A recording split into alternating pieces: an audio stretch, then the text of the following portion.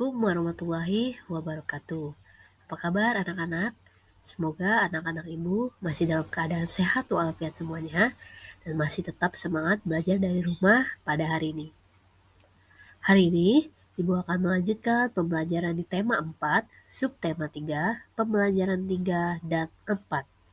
Marilah anak-anak berdoa terlebih dahulu sebelum mendengarkan materi dari ibu. Bismillahirrahmanirrahim. Masih tentang globalisasi dan manfaatnya.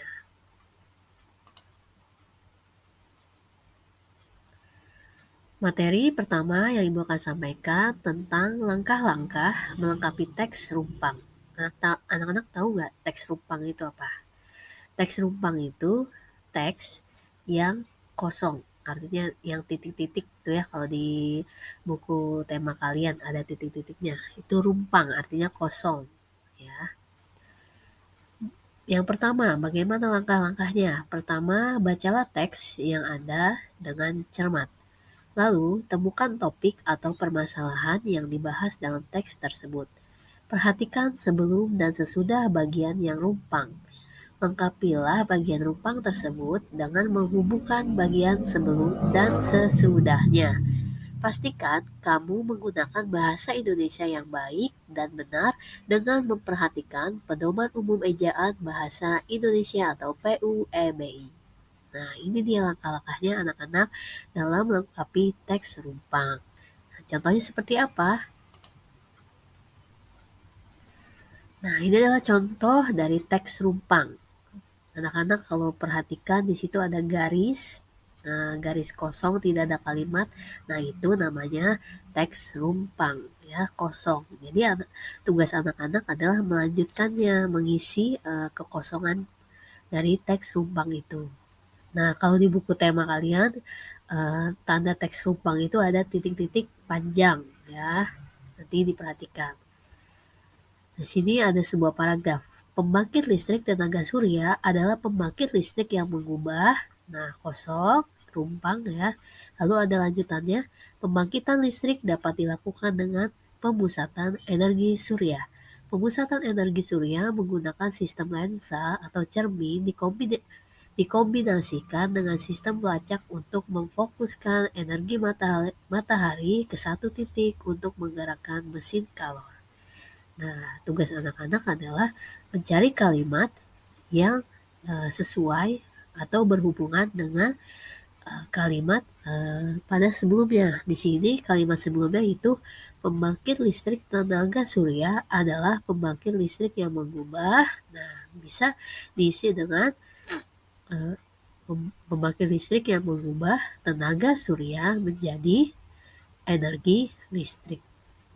Itu berarti isinya sesuai. Jadi anak-anak tinggal mengisi tenaga tenaga tenaga surya menjadi energi listrik. Itu contohnya dalam mengisi teks rumpang pada suatu paragraf.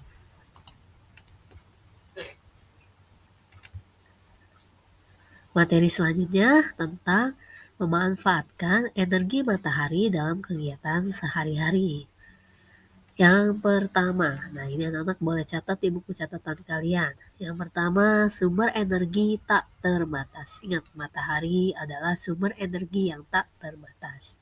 Kedua, sebagai pembangkit listrik tenaga matahari. 3. Sebagai pengisi daya pada power bank. 4. Sebagai penerang alami di permukaan bumi.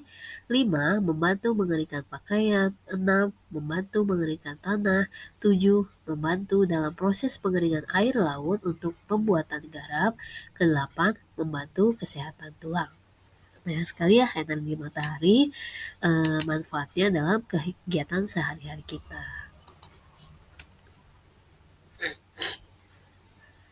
Materi ketiga tentang menentukan kosakata tidak baku dalam teks. Nah, ini sudah berulang-ulang Ibu ajarkan mengenai kosakata baku dan juga tidak baku.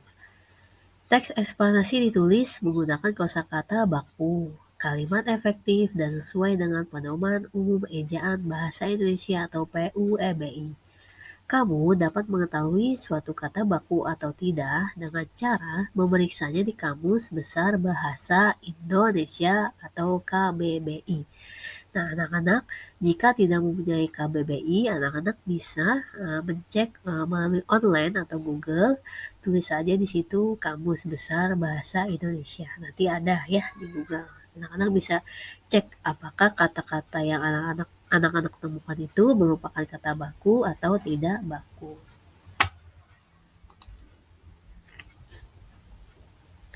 Nah, materi terakhir tentang menceritakan pengalaman cinta barang buatan Indonesia. Sebagai warga negara, kita harus bangga menggunakan barang buatan Indonesia. Penggunaan barang buatan Indonesia dapat mendukung pembangunan nasional karena ikut mensejahterakan para produsen dan pegawainya. Produsen, ingat ya anak-anak, produsen itu adalah orang yang memproduksi barang atau jasa. Disebut produsen. Apa manfaatnya? Tentunya ada manfaatnya ya. Penggunaan barang buatan Indonesia juga dapat mempererat persatuan dan kesatuan bangsa karena para produsen merasa dihargai karyanya. Wah, hebat sekali manfaatnya ya. Jika kita menggunakan barang-barang buatan Indonesia, itu artinya kita berkontribusi atau bisa mempererat persatuan dan kesatuan bangsa. Seperti biasa, di akhir video akan Ibu berikan tugas tema 4. Yang pertama, halaman 114 melengkapi paragraf rumpang. Nanti anak-anak lihat di buku temanya, di situ ada suatu teks dan ada bacaan, ada paragraf yang kalimatnya masih rumpang atau masih kosong. Anak-anak melanjutkannya agar menjadi suatu teks yang utuh. Lalu halaman 118 sampai 119. Nah, di 118 anak-anak membaca teksnya terlebih dahulu seperti biasa. Lalu di halaman 119 melengkapi tabel kosakata non baku dan baku juga kalimat efektif. Selanjutnya yang terakhir halaman 121 sampai 122 yaitu menjawab 7 pertanyaan. Itu saja materi dari Ibu pada hari ini. Semoga anak-anak Ibu tetap semangat ya mengerjakan tugas hariannya dan tetap mengumpulkan tugas-tugas hariannya ke WA Ibu. Jangan lupa jika tidak bisa langsung mengirimkan ke WA Ibu, bisa kumpulkan saat tatap muka di sekolah. Pokoknya semangat, harus semangat terus mengerjakan tugas. Itu saja. Wassalamualaikum warahmatullahi wabarakatuh.